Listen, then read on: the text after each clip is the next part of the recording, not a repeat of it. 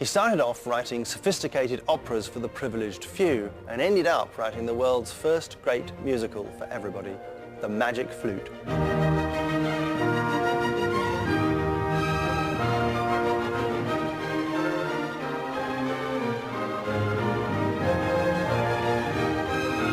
This unashamedly populist show was written not for the toffs up at the Vienna Opera House, but for the thronging masses downtown.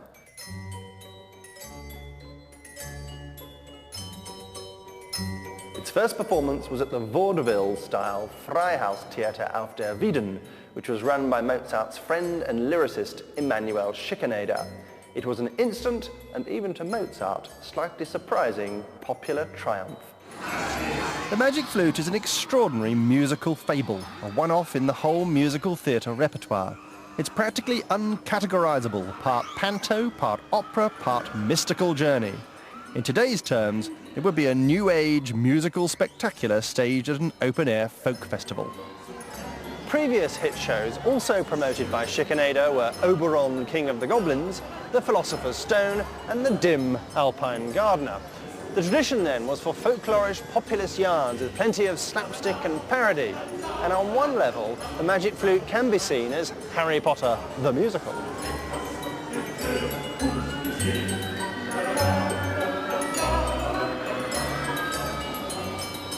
Giant serpents, birdmen, enchanted bells, wild beasts tamed by panpipes, old crones turned into virgins.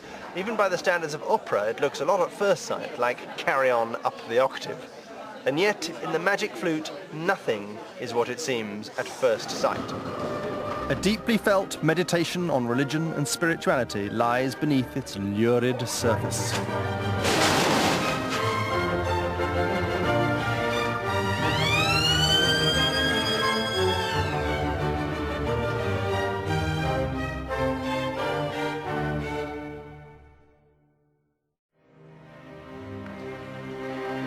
The French Revolution replaced the rule of church and king with that of the citizens.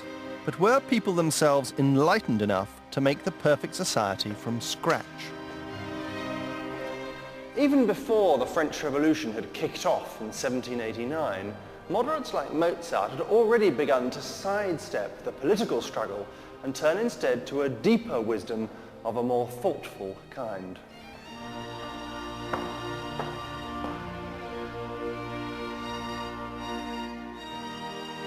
The Magic Flute contains an inner spiritual journey, deriving its underlying ideas from one of the most sophisticated and mysterious philosophies of its time, Freemasonry.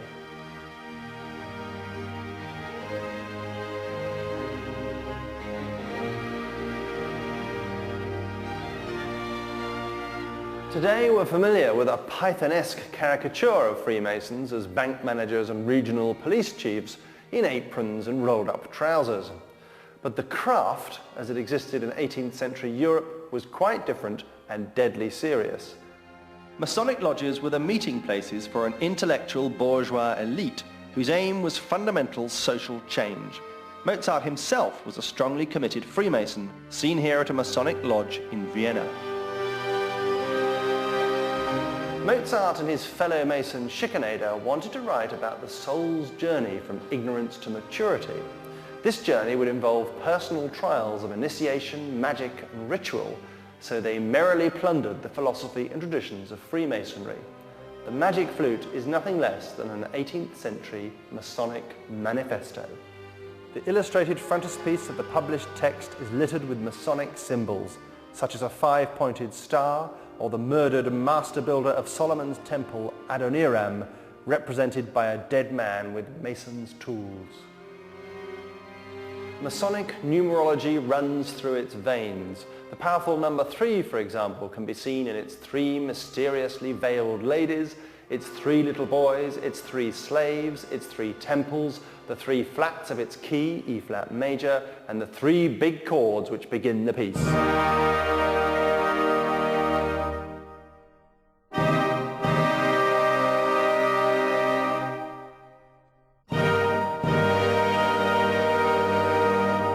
The plot of the Magic Flute concerns a young prince who goes on a quest seemingly to rescue an imprisoned princess, who then joins him on a series of bizarre adventures.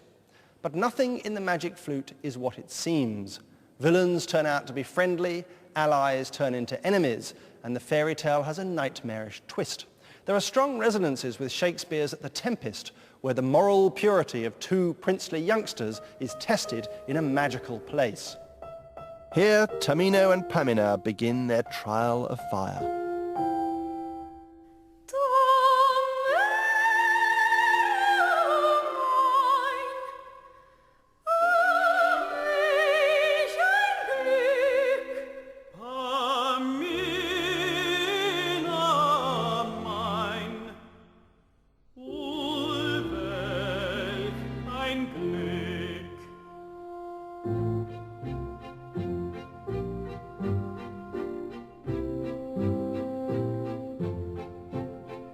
Hier sind die Schreckensporten, die Not und Tod mir dreuen. Ich werde aller Worten an deiner Seite sein.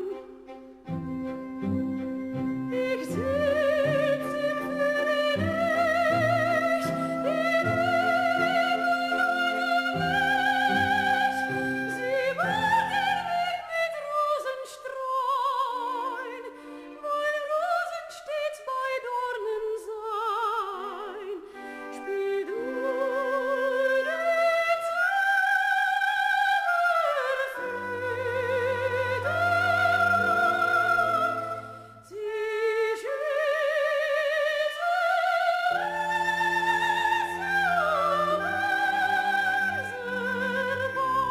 Freemasonry was so all-pervasive in 18th century Europe that quite a few of its audience would have grasped that the Magic Flute was a full-on Masonic allegory.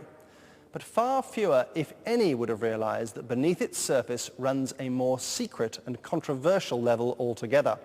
A 10,000-year-old undercurrent of closely guarded, esoteric, magical wisdom which derived from the ancients. Put it this way, Mozart's choice of Egyptian temples for Tamino's trials was by no means accidental.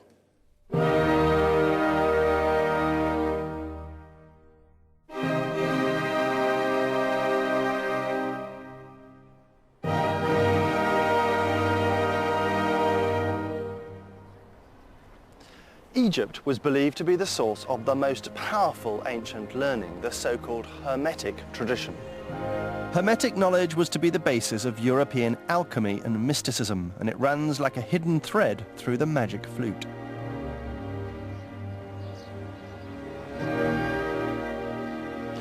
This ancient wisdom was reviled by official Christianity and went underground. For centuries it was thought to have been largely lost, but it was in fact being kept alive and passed on down the ages by a sort of secret society.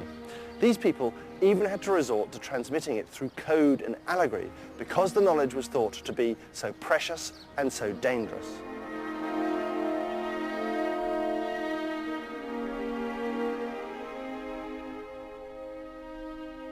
One of the most influential scholars of this pre-Christian learning came from England, the 17th century writer and diplomat Francis Bacon. His in-depth knowledge of ancient Middle Eastern mysticism led to the foundation of a covert think tank, the Invisible College, which later came into the open air as the Royal Society. Bacon and his colleagues, like Elias Ashmole, the founder of the Ashmolean Museum in Oxford, and wizard alchemist John Dee, the model for Christopher Marlowe's Dr. Faustus, believed that this ancient knowledge contained within it answers to the greatest mysteries and questions of life. When it was exported to Europe, it developed into the shadowy cult of Rosicrucianism, and it was in this form, which had infiltrated Freemasonry, that Mozart discovered it too. In the Magic Flute, at its deepest level, he gave it a voice.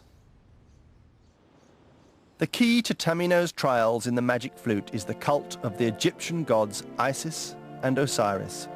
And this is the great temple of Osiris at Abydos, built in the 13th century BC.